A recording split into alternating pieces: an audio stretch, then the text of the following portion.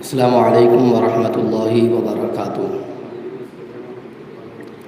الحمد للہ رب العالمین والعاقبۃ للمتقین والصلاة والسلام علی سید الانبیاء والمرسلین، اما بعد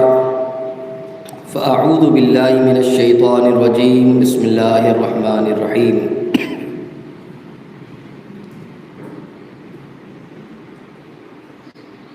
یا ایہا الذین آمنوا اتقوا اللہ وذروا ما بقی من الربا ان کنتم مؤمنین، صدق اللہ العظیم۔ پڑھے الصلاۃ والسلام علیک یا رسول اللہ، الصلاۃ والسلام علیک یا حبیب اللہ، الصلاۃ والسلام علیک یا نبی اللہ، وعلى آلک واصحابک یا نور اللہ، صلی اللہ تعالی علیہ وسلم۔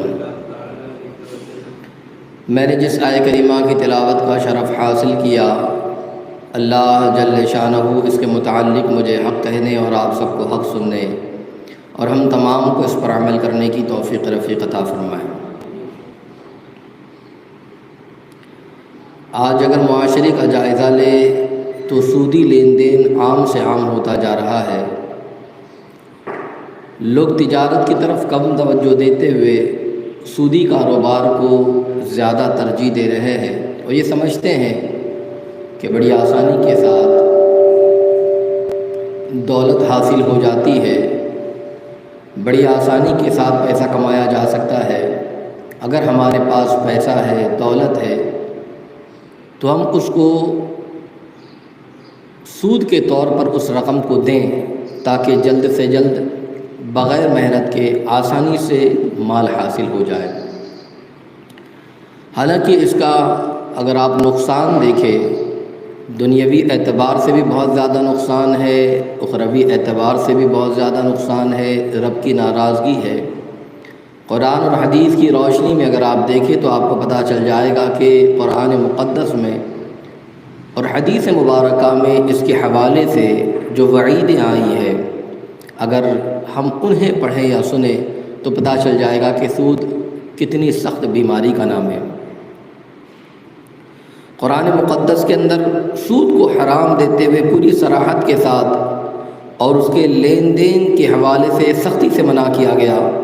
سورہ بقرہ شریف کے اندر اگر آپ دیکھیں تو اللہ تبارک و تعالی ارشاد فرماتا ہے، الذین یأکلون الربا لا يقومون الا كما يقوم الذي يتخبطه الشيطان من المس ذلك بأنهم قالوا إنما البيع مثل الربا وأحل الله البيع وحرم الربا فمن جاءه موعظة فانتهى فله ما سلف وأمره إلى الله ومن عاد فأولئك أصحاب النار هم فيها خالدون۔ سود کے حوالے سے آیت مبارکہ میں اللہ فرماتا ہے وہ جو سود کھاتے ہیں قیامت کے دن نہ کھڑے ہوں گے مگر جیسے کھڑا ہوتا ہے جیسے آصف جسے چھو کر مخبوط بنا دیا ہو، یا اس کے لیے کہ انہوں نے کہا کہ بیع بھی تو سود ہی کے مانند ہے اور اللہ نے حلال کیا بیع کو اور حرام کیا سود، تو جسے اور اس کا کام خدا کے سپرد ہے، اور جو اب ایسی حرکت کرے گا تو وہ دوزخی ہے اور اس میں مدتوں رہیں گے۔ آگے فرمایا جا رہا ہے، یمحق اللہ الربا ویربی الصدقات واللہ لا یحب کل کفار اثیم، اور اللہ ہلاک کرتا ہے سود کو اور بڑھاتا ہے خیرات کو، اور اللہ کو پسند نہیں آتا کوئی ناشکرا بڑا گنہگار۔ یا ایھا الذین آمنوا اتقوا اللہ وذروا ما بقی من الربا ان کنتم مؤمنین، اے ایمان والو اللہ سے ڈرو اور چھوڑ دو جو باقی رہ گیا ہے سود اگر مسلمان ہو۔ تو اگر قرآن مقدس کی ان آیتوں کو اگر دیکھیں تو سود کے حوالے سے اللہ تبارک و تعالیٰ نے صراحت کے ساتھ اس سے منع فرمایا، اور سود کے حوالے سے جو یہ آیت مبارکہ یہ آیات جنہیں آیات ربا کہا جاتا ہے، جن کے مطابق سود کو جو ہے مکمل طور پر کلیتاً حرام قرار دیا گیا ہے۔ ربا یہ عربی زبان کا لفظ ہے اور اردو میں اس کا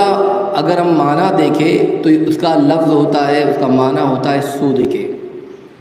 لغت میں ربا زیادتی، اضافے کے طور پر استعمال کرنے کے معنی میں آتا ہے، اور اردو لغت کے اندر اگر سود کے معنی دیے جائے تو سود کے معنی اگر دیکھیں تو اس کا مطلب یہی ہوگا کہ جو روپیے پر نفع حاصل کرنا، پیسے دے کر اس روپیے پر نفع حاصل کرنا۔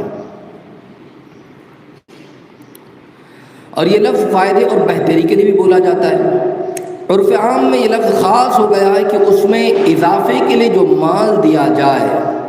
جو پیسے دیے جائے اور اس پیسے پر جو رقم اضافی طور پر لی جائے، اسے سود کہا جاتا ہے، جو کہ عرف میں عام ہے اور سودی لین دین جو کرتے ہیں اسے جانتے ہیں۔ مثال کے طور پر اگر کسی نے 100 روپے کسی کو بطور قرض دیا کہ ٹھیک ہے آپ کو 100 روپے دیے جا رہے ہیں، آج اگر 27 تاریخ ہے تو 7 تاریخ کو آپ سے ہم 110 روپیہ لیں گے۔ اب یہ 110 روپیہ، یہ جو 10 روپیہ ایکسٹرا لیا جا رہا ہے، یہ کس چیز کا ہے؟ یہ نہ کوئی محنتانہ ہے،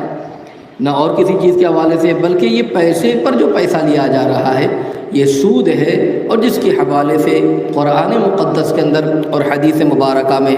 خاص طور سے فرمایا گیا کہ یہ درست نہیں ہے، اور اس اضافے کی رقم ہی کو ربا کہا جاتا ہے۔ ابھی آپ دیکھیں حدیث مبارکہ کے اندر اگر دیکھیں تو آپ کو پتہ چل جائے گا کہ بہت ساری ایسی حدیثیں سود کے حوالے سے مل جائے گی۔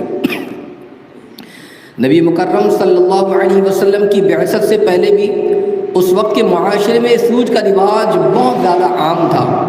اور اس دور میں شخصی سود بھی رائج تھا، تجارتی سود کی مختلف صورتیں تھیں، مختلف شکلیں بھی قائم تھیں۔ اگر آپ دیکھیں تاریخوں کے اعتبار سے اگر آپ دیکھیں تو آپ کو معتبر تاریخی شہادتوں کی موجودگی میں اس سے انکار ممکن نہیں ہوگا کہ رسول اللہ صلی اللہ علیہ وسلم کی بعثت کے بعد بھی ان دونوں قسموں کا رواج بدستور موجود رہا، یہاں تک کہ سود کے حرام ہونے کی آیات نازل ہو گئی۔ آپ نے آیت مبارک اور بھی آیات ہیں سود کے حوالے سے قرآن مقدس کے اندر، جن کی روشنی میں قیامت تک کے لیے سود کو اس کی تمام اقسام سمیت ابدی طور پر ہمیشہ کے لیے حرام قرار دیا گیا۔ قرآن مجید میں سود کے حرام ہونے کے صاف اور واضح آیات موجود ہونے کے ساتھ ساتھ اگر دیکھیں تو حرام ہونے کے حوالے سے اگر احادیث کریمہ کو دیکھیں تو احادیث کریمہ میں بہت ساری آپ کو حدیثیں مل جائے گی جس میں سود کے حوالے سے اس کی وعیدیں، اس کے نقصانات اور اس کے حرام ہونے کے حوالے سے تاکید کی گئی ہے، تعلیم دی گئی ہے، منع کیا گیا ہے، روکا گیا ہے۔ جیسے کہ ایک روایت حضرت عبداللہ بن حنظلہ رضی اللہ تعالیٰ عنہ سے روایت ہے کہ رسول اللہ صلی اللہ تعالیٰ علیہ وسلم نے ارشاد فرمایا، جس کا مفہوم ہے کہ سود کا 1 درہم جو انسان کھا لے اور اسے معلوم ہو کہ یہ سود کا ہے، 1 درہم اگر کوئی کھا لے تو یہ عمل 36 مرتبہ زنا کرنے سے بھی زیادہ سخت ہے۔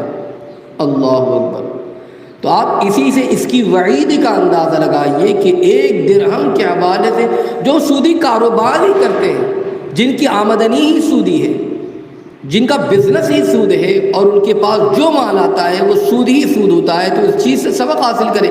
1 درہم اگر کوئی کھا لے تو وہ 36 مرتبہ زنا کرنے سے زیادہ سخت ہے۔ حضرت ابو ہریرہ رضی اللہ تعالیٰ سے ایک روایت ہے کہ آقا علیہ السلام نے ارشاد فرمایا، جس کا مفہوم ہے کہ سود کے 70 حصے ہیں، اور ان میں سب سے ہلکا یہ ہے کہ جیسے کوئی شخص اپنی ماں سے زنا کرے۔ اللہ اکبر۔ ایسے 70 درجے، یہ سب سے ہلکا بتایا جا رہا ہے، جسے کوئی پسند نہیں کرے گا، تو آپ سوچیں کہ اس سے زیادہ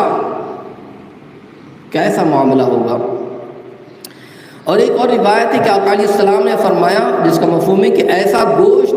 اور خون جنت میں داخل نہ ہوگا جو حرام سے پلا ہو، اور اس کے لیے دوزخ ہی صحیح حقدار ہے۔ اللہ اکبر۔ تو اس سے جو حرام طور پر مال کو حاصل کرتے ہیں، حرام طور پر مال کو لیتے ہیں، وہ سبق حاصل کریں۔ اسی کے ساتھ ایک اور روایت حضرت عبداللہ ابن مسعود رضی اللہ تعالیٰ عنہ بیان کرتے ہیں کہ آقا کریم صلی اللہ علیہ وسلم نے جو فرمایا کہ رسول اللہ صلی اللہ تعالیٰ علیہ وسلم نے سود کھانے والے، کھلانے والے، سود پر گواہ بننے والے اور سود کا حساب لکھنے والے پر لعنت فرمائی۔ اب حضور کی اگر کسی پر لعنت ہو، کھانے والے، کھلانے والے، لانے والے، لکھنے والے، گواہ بننے والے، جتنی چیزیں آ جاتی ہے، وہ سب کے سب شامل ہے۔ تو سوچو یہ کام کتنا لعنتی کام ہے، کتنا برا کام ہے، کتنا برا فعل ہے۔ حضرت جابر رضی اللہ تعالیٰ عنہ سے روایت ہے کہ آقا کریم صلی اللہ علیہ وسلم، یہ حدیث مبارکہ کا مفہوم ہے کہ رسول اللہ صلی اللہ علیہ وسلم نے سود کھانے، کھلانے، لکھنے اور سود کے بارے میں گواہی دینے والے سب لوگوں پر لعنت فرمائی ہے۔ اور اسی طریقے سے ایک روایت یہ بھی ملتی ہے کہ جس کا مفہوم ہے کہ حضرت ابو ہریرہ بیان کرتے ہیں کہ رسول اللہ صلی اللہ علیہ وسلم نے فرمایا کہ معراج کی رات میرا گزر ایسے لوگوں پر ہوا کہ جن کے پیٹ کوٹڑیوں کی مانند تھے، جس طریقے سے کوئی کوٹڑی ہوتی ہے اس طریقے کے تھے، اور ان میں سانپ بھرے ہوئے تھے جو کہ باہر سے نظر آ رہے تھے۔ میں نے پوچھا جبرائیل یہ کون لوگ ہیں؟ تو حضرت جبریل علیہ السلام نے کہا کہ وہ لوگ ہیں جو سود کھایا کرتے تھے، یعنی سود خور ہے۔ تو جہنم کے اندر ان کو ایسی کوٹڑیوں کے اندر رکھا گیا تھا جو سود کا کام کرتے یا سود کھایا کرتے تھے۔ اور ایک اور روایت ملتی کہ حضرت ابو ہریرہ بیان کرتے ہیں آقا علیہ السلام نے فرمایا، جس کا مفہوم ہے کہ 7 ہلاک کرنے والی چیزوں سے بچو۔ اگر کوئی کسی کو بتا دے کہ بھائی اس سے تمہارے لیے نقصان ہے، ہلاکت ہے، تو آدمی بچ جاتا ہے۔ حضور نے 7 ایسی چیزوں کے حوالے سے تعلیم عطا کی کہ یہ 7 ہلاک کرنے والی چیزیں۔ اب وہ کیا ہیں؟ فرمایا سب سے پہلی چیز اللہ کے ساتھ کسی کو شریک کرنا، نمبر 2 جادو کرنا، نمبر 3 کے حوالے سے بتایا کہ ناحق کسی کی جان لینا، اور اسی طریقے سے فرمایا گیا ناحق کسی کی جان لینا نمبر 3۔ پھر اس کے بعد چوتھے نمبر پر فرمایا کہ یتیم کا مال کھانا، نمبر 4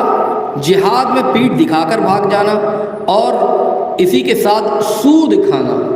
اور پھر 7ویں نمبر پر فرمایا کہ پاک دامن عورت پر تہمت لگانا۔ تو یہ 7 لوگوں کے حوالے سے فرمایا کہ یہ 7 چیزیں جو یہ ہلاک کرنے والی چیزیں ہیں۔ تو ابھی قرآنی آیات اور یہ حدیث مبارکہ جو چند حدیثیں آپ نے سماعت کی، اس سے یہ بات ایک دم بالکل واضح ہو جاتی ہے کہ سود کے حوالے سے اگر ہم جانیں کہ اس کا کتنا بڑا نقصان ہے، اور انسانی عقل برملا اس کا اعتراف بھی کرے گی کہ جس میں اتنا زیادہ نقصان ہو، اللہ اور اس کے رسول کی ناراضگی بھی ہو، بتائیے اس کام کے اندر کیا بھلا فائدہ ہو سکتا ہے۔ اور یہ دیکھیں تو اخلاقی، معاشرتی، معاشی، اقتصادی طور پر سود کے معاملات جو ہے وہ نقصان سے صرف بھرے ہوئے ہیں، صرف اس میں نقصان ہی نقصان میں، اس میں ذرہ برابر بھی فائدہ نہیں ہے۔ سود کی وجہ سے جو ایک سب سے بڑا نقصان جو ہوتا ہے اس انسان پر وہ کیا ہوتا ہے؟ تو سود کی وجہ سے انسان میں خود غرضی آ جاتی ہے، لالچ بڑھ جاتی ہے، بے رحمی کا معاملہ ہو جاتا ہے، سنگ دلی جیسی بری عادتیں پیدا ہو جاتی ہیں، اس کا دل سخت ہو جاتا ہے، جس سے معاشرے کا چین اور سکون بالکل ختم ہو جاتا ہے۔ اور ایسے معاشرے میں رہنے والے افراد ایک دوسرے کے خلاف، اب جب ایسی کیفیات پیدا ہو جائے گی تو وہ ایک دوسرے کے ساتھ بغض کرے گا، حسد رکھے گا، کینہ رکھے گا، اور ایسی تمام بیماریوں کے اندر وہ مبتلا ہوتا ہی جائے گا، پھر اس سے باہر نکلنے کا نام نہیں لے سکتا۔ اور اب جب اس طریقے کی کیفیت آ گئی، اس کا دل سخت ہو گیا، رحم کا مادہ نکل گیا، اب اسے کسی کی کوئی فکر نہیں ہے، اس کو صرف سود سے مطلب ہے، تو پھر ایسا شخص کسی کی مدد کرنے کے بجائے ہر معاملے میں اپنا فائدہ دیکھے گا کہ میرا فائدہ کہاں ہوتا ہے وہ کام کروں، وہ کسی کی مدد کرنے نہیں جائے گا۔ اور سود کی رقم دینے والا اپنی رقم پر جو ہے برا سود وصول کرتا ہے، اور اسے اس بات کی پرواہ بھی نہیں ہوتی کہ قرض پر رقم لینے والا اس کا کتنا زیادہ نقصان ہو رہا ہے۔ سود کی وجہ سے سودی رقم دینے والے اور خود غرضی اتنی زیادہ بڑھ جاتی ہے کہ وہ شدید، اگر کسی کو حاجت محسوس ہو، جیسے کوئی انسان ہاسپٹل میں ایڈمٹ ہے، بیمار ہے، آئی سی یو میں ہے، اللہ نہ کرے، اب ایسی کیفیت آ گئی، وہ کہے ارے میرے بھائی دیکھو وہ فلاں رشتہ دار ہے، مر رہا ہے، مجھے کچھ روپے کی ضرورت ہے، آپ مجھے دے دو، اسے کوئی فرق نہیں ہے، ٹھیک ہے اتنے پرسنٹیج پہ تمہیں دیتا ہوں، چاہیے تو بتاؤ۔ یعنی اس کے اندر خود غرضی اتنی بڑھ جاتی ہے جو اس کام کے اندر لگے ہوتے ہیں۔ کوئی بھوکا ہے مر رہا ہے، کوئی پیاسا ہے مر رہا ہے، اس کے بعد کھانے پینے کی چیز نہیں، وہ کہے گا کہ ٹھیک ہے مال اتنے طور پر دوں گا، اس کے علاوہ میں نے دینا نہیں ہے۔ تو گویا کہ جب سود کا عادی ہو جاتا ہے تو اس میں خود غرضی، سنگ دلی ایسی ہو جاتی ہے کہ پھر اس کو جو ہے کسی کی حاجت نہیں دیکھی جاتی، کسی کی مجبوری دیکھی نہیں جاتی، بس وہ یہ سمجھتا ہے کہ جتنا سرمایہ میں حاصل کر سکتا ہوں، جتنی دولت میں حاصل کر سکتا ہوں میں اتنا لگا لوں۔ اور یاد رکھ لیجئے وہ صرف دولت کو جمع کر کے رکھتا ہے۔ اس کا سب سے بڑا نقصان ایک یہ بھی ہوتا ہے کہ ملک اور قوم کو دولت کی جتنی فراوانی ہو، بزنس جتنا زیادہ ہو، مال کو جتنا زیادہ مارکیٹ میں لائیں گے اتنا ہی زیادہ فائدہ ہوگا، مگر مال کو جتنا بند کر دیں گے جتنا روک لیں گے اس سے ملک کا ہی نقصان ہے، مہنگائی بھی بڑھے گی، نقصان ہی نقصان ہے، خسارہ ہی خسارہ ہوگا۔ تو اس کے بہت زیادہ برے اثرات اس ملک میں بھی مرتب ہوتے ہیں جو مال کا ایک بڑا حصہ جمع کر کے اپنے پاس رکھ لیتے ہیں، اور وہ صرف اور صرف چند روپیوں کی لالچ کے اندر وہ اس طریقے کا کام کرتے ہیں اور اپنا سرمایہ روک لیتے ہیں۔ یاد رکھ لیجئے، ایک تو سرمایہ روکنے کی وجہ سے جو نقصانات ہوتے ہیں، ایک تو چیزوں کی قلت ہو جاتی ہے مارکیٹ کے اندر، پیسہ نہیں ہے تو مال آئے گا نہیں، تو سرمایہ جو ہے اشیاء کی جو ضروری اشیاء ہے اس کی قلت ہو جائے گی، اور دوسری چیز سب سے بڑا نقصان یہ کہ مہنگائی میں اضافہ ہو جائے گا۔ تو اگر دیکھیں تو دنیاوی اعتبار سے بھی اس کا بہت بڑا نقصان ہے، اور اخروی اعتبار سے جو وعیدیں بیان کی گئی ہے قرآن اور حدیث کے اندر، اللہ اکبر، اس کو بیان نہیں کیا جا سکتا۔ تو اس لیے یاد رکھیں کہ یہ بہت ہی برا کام ہے۔ اللہ تبارک و تعالیٰ نے حلال کیا، تجارت، بزنس، اس کو خوب سے خوب بڑھائیں، اور اس ذریعے بہت زیادہ نقصان اور خسارہ ہوگا دنیاوی اعتبار سے بھی، اخروی اعتبار سے بھی۔ تو اس کے لیے اس کی کوشش کریں۔ اللہ رب العزت کی بارگاہ میں دعا ہے کہ مولا تبارک و تعالی ہم تمام کو ایسے برے کاموں سے بچائے، برے فعل سے بچائے، حلال طریقے سے مال کمانے کی، کھانے کی، کھلانے کی توفیق عطا فرمائے، اور حرام قسم کے تمام کاموں سے ہمیں رکنے کی توفیق عطا فرمائے۔ استغفر اللہ العظیم الذی لا الہ الا هو الحی القیوم واتوب الیہ وما علینا الا البلاغ المبین۔ السلام علیکم ورحمۃ اللہ۔